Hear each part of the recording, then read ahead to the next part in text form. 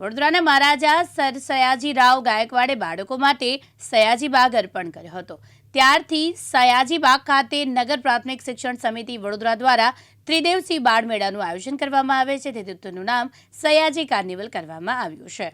प्रतिवर्षની જેમ આ વર્ષે પણ બાળમેળામાં નવીન અને આધુનિક શૈક્ષણિક પ્રોજેક્ટ, શુદ્ધ અને સાત્વિક નાસ્તો, સાંસ્કૃતિક કાર્યક્રમમાં મનોરંજન વિભાગ, કલા વિભાગ તથા આ વર્ષથી શરૂ થનાર બાળમેળાનું નવીન નજરાણું નગર પ્રાથમિક શિક્ષણ સમિતિ સંચાલિત બાળકો દ્વારા વિવિધ કાર્યક્રમો જેવા કે મહાનુભાવો સાથે ટોક શો, અંતાક્ષરી, કૌન બનેગા કરોડપતિ અને ટેલેન્ટ હન્ટ જેવા અનેક કાર્યક્રમનું આયોજન કરવામાં આવનાર છે, જેમાં વડોદરા શહેરના પ્રતિષ્ઠિત વ્યક્તિઓ અને મહાનુભાવો સાથે નગર પ્રાથમિક શિક્ષણ સમિતિના શિક્ષકો અને વિદ્યાર્થીઓ સંવાદ કરનાર છે।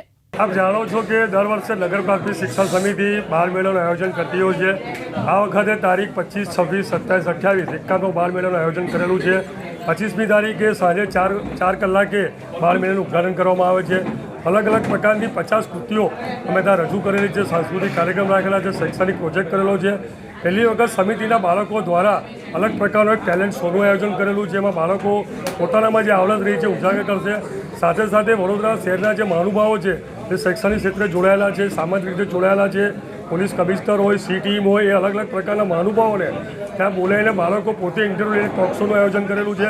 સાથે સાથે એક મ્યુઝિકલ નાઇટનું બી આયોજન બાળકો દ્વારા કરવામાં આવેલું છે અને રામ મંદિરની કૃતિ પણ ત્યાં મૂકવામાં આવી છે। બાળકોમાં જે પોતાનામાં આવડત રહેલી છે એ ઉજાગર કરવાનો આ વખતે પ્રયત્ન કરેલો છે। મહેન્દ્ર સોલંકી, દિવ્યાંગ ન્યૂઝ, વડોદરા।